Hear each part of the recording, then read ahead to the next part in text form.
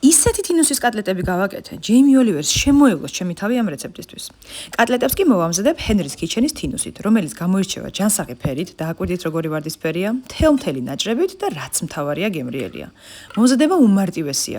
აი ეს 1-2 და მზად არის. დაგჭირდებათ მოხარშული ახალი კარტოფილი, თინუსი, სიმინდის მარცვლები, კვერცხი, ტკბილი მდოგვი, ლიმონის ცედრა, წყალშედამბალი პური, ოღონდ პური გაწურეთ, მარილი და პილპილი. შემდეგ ხელით კარგად გადასრისეთ ეს ყველაფერი, ისე თითქოს ყოფილს აღჭობთ და გაყავით რა ნაწილად. მიეცით კატლეტის ფორმა, მოაყარეთ ფქვილი და ჩაათლიშნეთ ზეთიან გახურებულ ტაფაზე და კარგად შეწვით ორივე მხრიდან. ეხლა ამ თინუსის კატლეტებს აუცილებლად ჭირდება რაიმე გარნირი. ბევრი ბზრიელის დრო არ მქონდა, ამიტომ რაც კი რამე ფოთოლი მომემპოვებოდა სახლში, გამოვიღე და დავჭერი.